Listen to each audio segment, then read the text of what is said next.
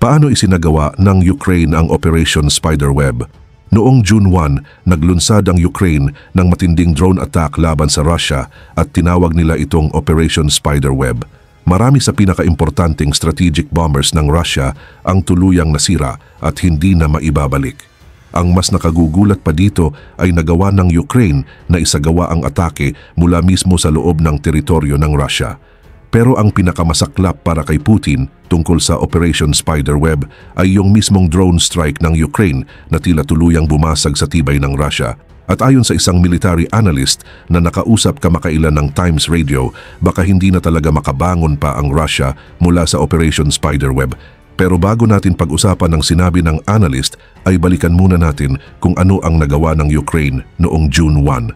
Ayon sa The Center for Strategic and International Studies o CSIS, halos 18 months pinagplanuhan ng Ukraine ang Operation Spiderweb. Mula January 2024 hanggang June 2025, kung saan nakapagpalusot ang Ukraine ng mahigit 150 drones, 300 explosive payloads at mga modular launch system papasok sa Russia.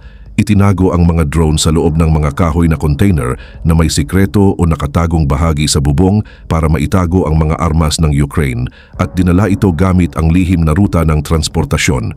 Pagkapasok ng mga truck ng Ukraine sa Russia, agad na ipinadala ito sa iba't ibang warehouse na magkakalayo ng daan-daang milya kung saan ang mga target ay ang Olenia Air Base sa Murmansk, Belaya Air Base sa Irkutsk, Dyagilevo Air Base sa Ryazan Oblast at ang Air Base ng Ivanovo.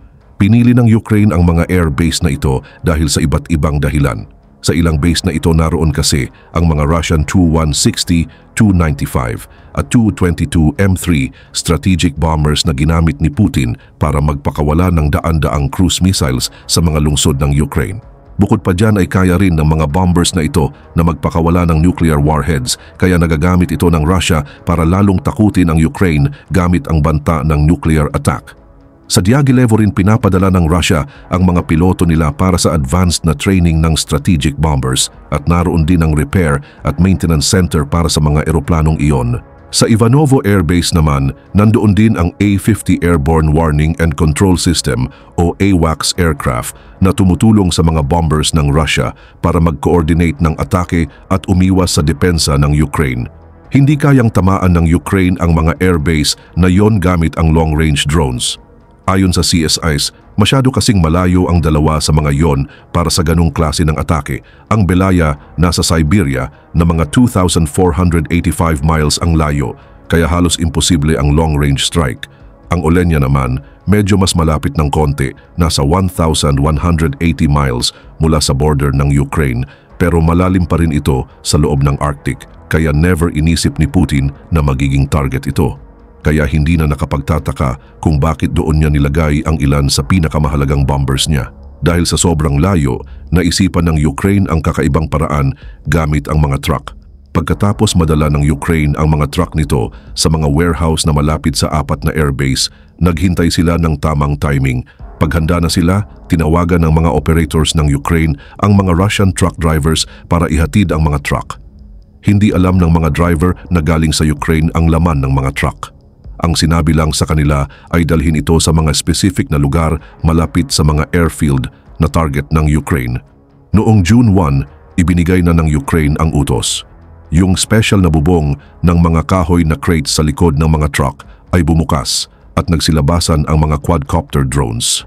Sa loob ng ilang segundo, papunta na agad ang mga drones sa 4 na airbase na nakakaiwas sa air defense systems ng Russia dahil malapit lang ang pinanggalingan nila.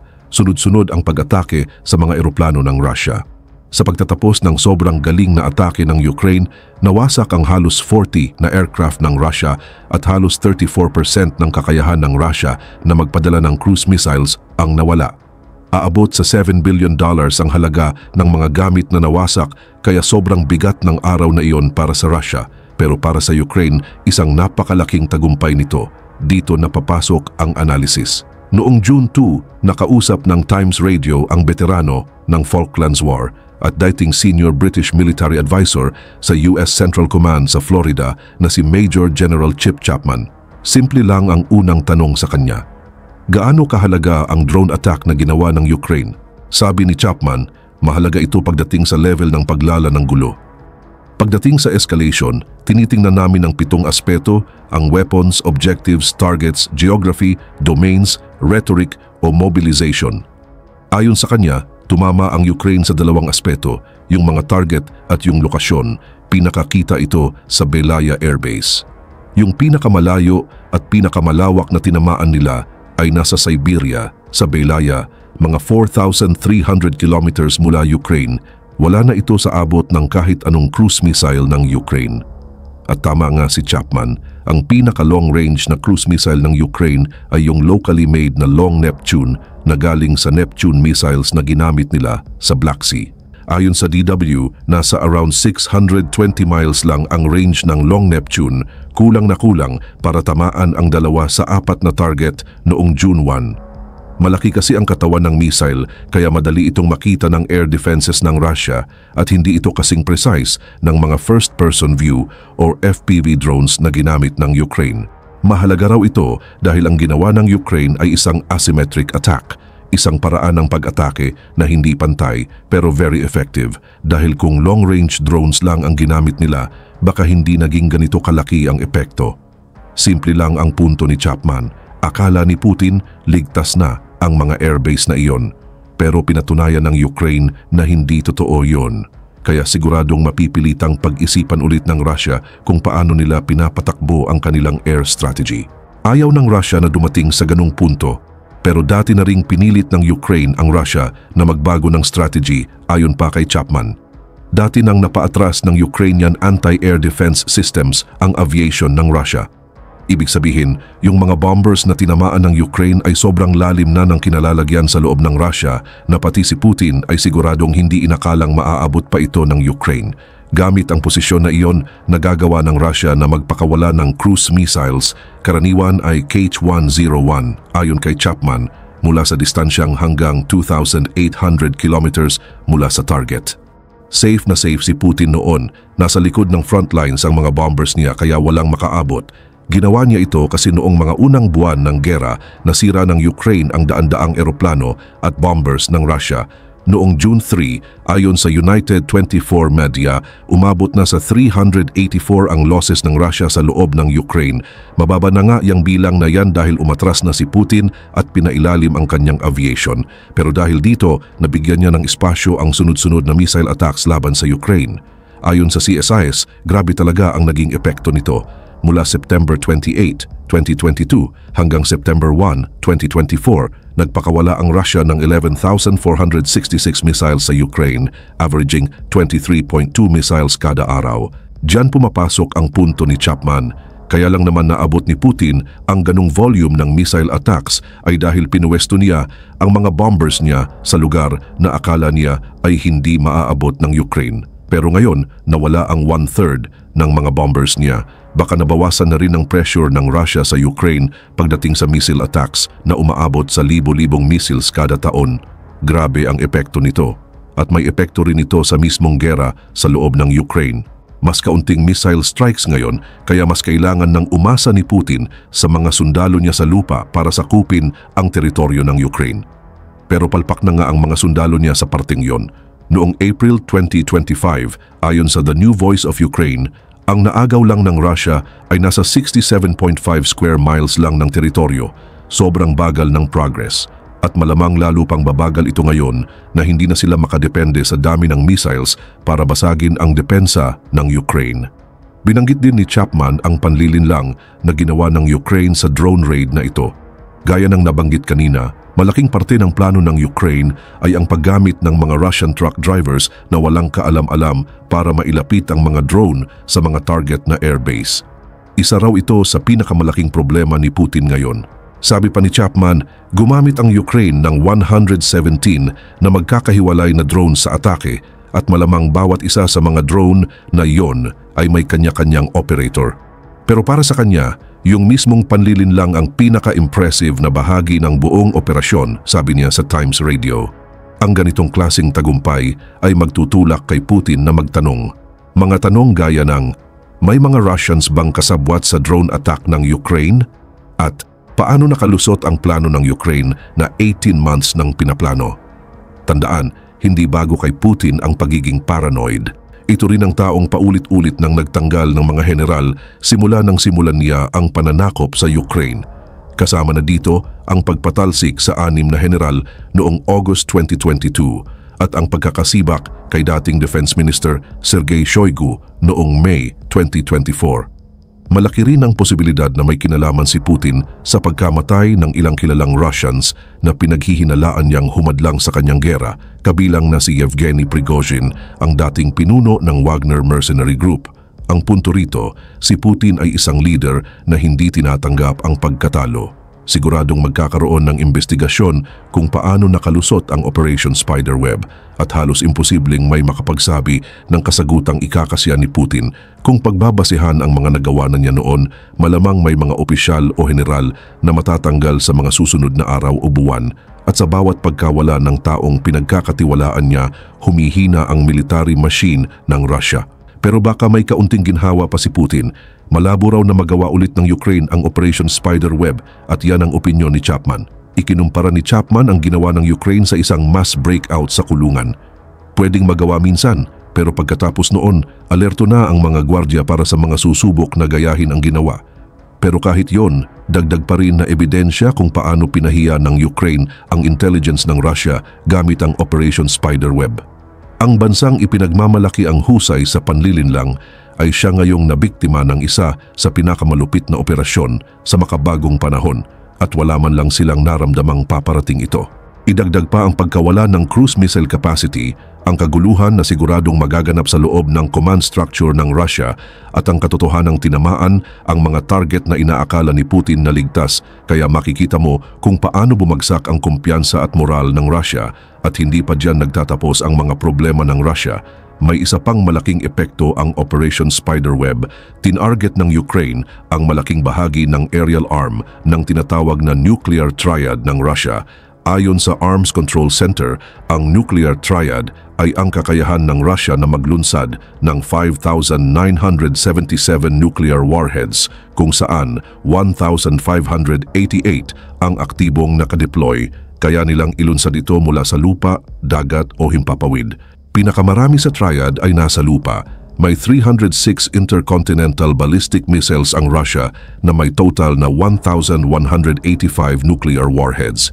Bukod pa dito, meron silang 11 nuclear-powered ballistic missile submarines at bawat isa sa mga ito ay kayang magdala ng 16 missiles na may combined na 624 warheads. At pagkatapos, nandyan ang panghimpapawid na bahagi, iyon ang tinarget at halos wasakin ng Ukraine. Binubuo ito ng 68 heavy bombers kasama ang mga Tu-160 at Tu-85 MS na kabilang sa mga nasira ng Ukraine sa Operation Spiderweb. Pagsama-samahin, umaabot ito sa 700 nuclear warheads at naniniwala ang Ukraine na tinamaan nila ang halos 1/3 ng buong fleet. Hindi pa man tuluyang nawala ang kakayahang nuklear ng Russia sa ere, pero sobrang nabawasan ito, kaya malamang mas lumiit na ang dahilan ng Ukraine para kabahan sa mga nuclear threats ni Putin. Dagdag pa ni Chapman, malamang ay matagal nang nagkakabitan o kinakalas ang mga eroplano para sa spare parts dahil kulang sila sa pyesa. May mga problema rin pagdating sa flying rate ng mga aircraft. Ang flying rate ng mga eroplano ay malamang naapektuhan nitong mga nakaraang taon dahil sa sanctions at hirap makakuha ng spare parts. Mahalaga to. Isa pa itong dahilan kung bakit mahihirapan ng Russia na makabawi mula sa Operation Spiderweb. Pinili ng Ukraine ang mga target nito ng maingat. Sa surface level, halos 40 bombers ang nawala at lahat yon ay ginagamit para maglunsad ng cruise missiles habang nagbabanta ng nuclear war. Sapat na sana yon para tawaging malaking panalo, pero alam din ng Ukraine kung gaano kabigat ang epekto ng sanctions sa Russia. Ayon sa Castellum AI, merong 24,311 sanctions laban sa Russia mula sa US, European Union at iba pang allies ng Ukraine. 21,672 dito ay ipinatupad simula nang simulan ni Putin ang invasion. Dahil dito, hirap ang Russia makipagkalakalan, kaya hirap din silang makakuha ng parts para sa maintenance ng bomber fleet nila. Ito ang naging dahilan ng cannibalization o pagkukumpuni gamit ang parts ng ibang eroplano na bago pa man ang Operation Spiderweb, humina na ang fleet ng Russia. Ngayon, dagdag pa ang damages sa mga eroplano na baka hindi na talaga ma-repair o mapalipad muli. Sabi ni Chapman, hindi lang repair ang magiging problema ng Russia. Mukhang hindi rin sila makakagawa ng bagong bombers para palitan ang mga nawala sa loob ng maraming taon. At totoo nga, halos lahat ng mga eroplano na winasak ng Ukraine ay mga luma pa mula Soviet era. Halimbawa, ang Tu-160 ay unang lumipad noong December 1981. May modernization efforts na ginawa rito, isa nagsimula noong 2021 at supposedly ongoing, pero walang bagong Tu-160 ang ginagawa ngayon. At kung iisipin mo ang problema sa parts at dami ng nawasak, malamang tigil na rin ang modernization program nila. Ayon kay Chapman sa Times Radio, bawat isa sa mga aircraft na yan, kung gusto mong palitan sa panahon na wala kang production line, ay sobrang mahal. At wala si Putin ng ganung budget. Noong May 12, naglabas ng ulat ang Business Insider na nagsasabing posibleng maubos na ang financial reserves ng Russia pagdating ng Fall 2025. Ayon naman sa Euromaidan Press, halos $1 billion kada araw ang ginagastos ng Russia sa giyera laban sa Ukraine. Malalaking problema ito kay Putin. Nakikipaglaban na nga siya sa isang war of attrition na unti-unting inuubos ang pondo ng bansa. Wala pa siyang panggastos para sa bagong bombers at malamang wala rin siya niyan kahit tapos na ang gera. Hindi ito maliit na panalo para sa Ukraine.